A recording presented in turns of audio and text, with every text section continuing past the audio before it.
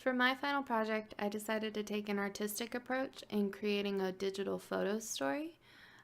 This digital photo story also has recently acted as a anti-bullying PSA in my current middle school. In preparation for this photo story, I taught a 2-week course with 2 groups of 6th grade students. This 2-week course all centered around the theme of bullying and self-esteem. My curriculum required these students to look inward, not only at their actions towards others, but their own perceptions as well. The course looked at topics such as race, religion, physical and mental handicaps, and so on. My first lesson centered around the theme of what self-esteem is and how it can affect the world around them. Most of the information for this lesson came from their textbook, Preparing for Life and Careers, as it is a required part of their curriculum. After students were made aware of what self-esteem and bullying is by definition and by symptoms and whatnot, once they had a deeper understanding, I was able to move further into a deeper and richer curriculum.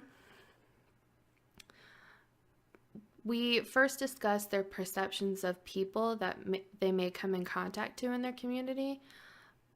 Because Boonville is a primarily white community and it's a primarily old community, I know that students don't experience much diversity. So I kind of wanted to see what their perceptions were first before I dove into exposing them to different things.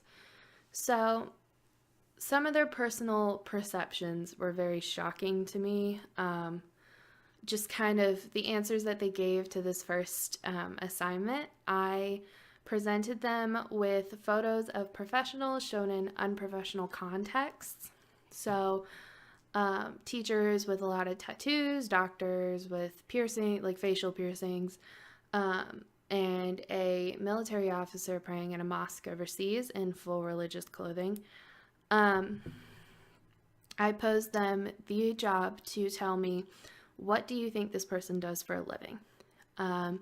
Their answers spanned from gang member to housekeeper, unemployed, and very many answers that were similar in nature.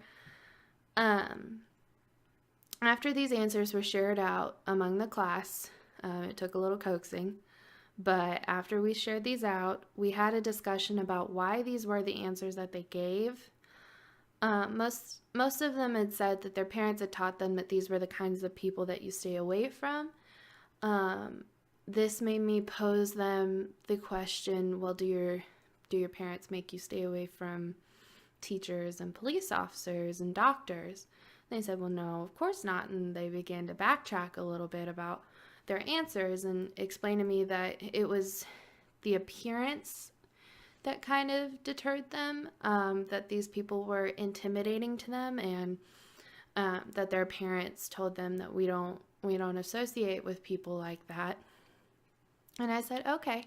And I didn't dive into it just then. I took this opportunity to show them the CNN doll study video, the similar video that we watched in class as well. And then we looked at the article, Age and Skin Tone as Predictors of Positive and Negative Racial Attitudes in Hispanic Children, which is similar to the doll study video. It's a written format, of course, but it took place in a Hispanic area, and the results were very similar, maybe a little less surprising than the other one, but it was still very similar. My students in the classroom were shocked by what the children in the video and in the article said, and some of their comments included, but that doesn't make sense. They're all the same doll, and they shouldn't judge people like that. They don't know them. This then completely blew their minds when I explained to them that this is what you're doing right now, what you did in your assignment. You judge these people for how they look. I said, even when I revealed their jobs, you were completely shocked and said, with the teacher that had full sleeves of tattoos and facial piercings, that she can't be a teacher. She doesn't look like a teacher. And I took this opportunity to tell them, like, when I come to work, I have full pants on, and I usually have a shirt that covers the top of my shoulders. And I said, you don't know, I could have tattoos down my legs, I could have a huge tattoo on my back, and you would never know unless you saw me out in public. And I asked them, would you be afraid of me? And they said, well, no, of course not. Like, we know you, you're my teacher. And I know the feeling that they were having at this moment. It's an identity crisis of sorts. It's the same feeling that I had at the beginning of the semester in reading Alia Michael's Raising Race Questions, and Peggy McIntosh's Unpacking the Invisible Knapsack, and even the Cultural Iceberg activity. That feeling of, like, is what I'm thinking and what I have been thinking my whole life societally right or wrong?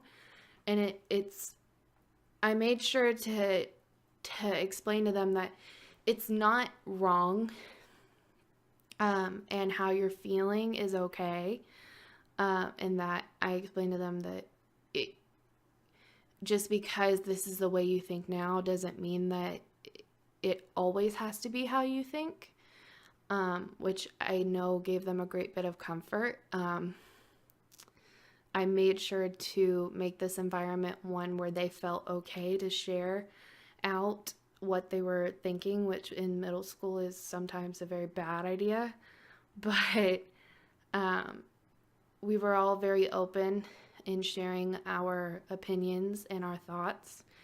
And if it was something that was mean or something that was probably a little bit harsh towards another group of people, we made sure to unpack that thought, that comment, and see why it may be inappropriate or wrong, not wrong, but inappropriate. We also looked at social media outlets, clips from movies and TV shows, and even the Pixar short films that they've seen, to kind of gauge where else their biases might come from other than parents and family. After this, we were able to see how these biases affect bullying in their environment.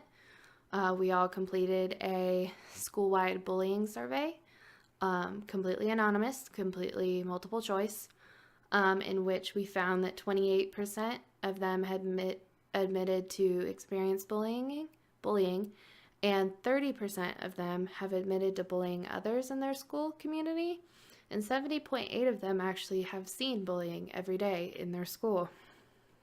And this was absolutely eye-opening to me, and we decided to discuss ways that we can change this. So I stressed to them that if you see something, you say something.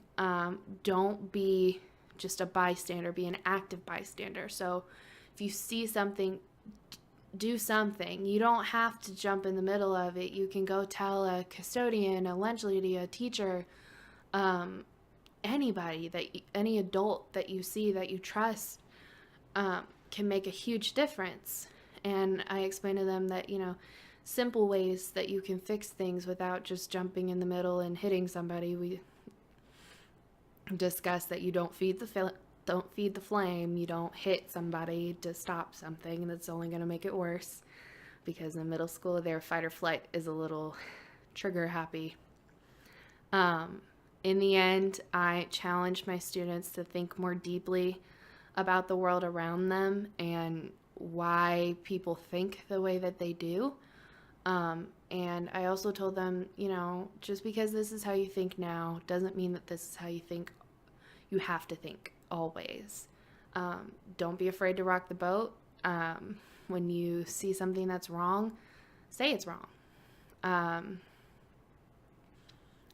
There's no harm in telling people that you don't agree with the way they think, and that's completely okay. And that was my project with my little group of 6th graders.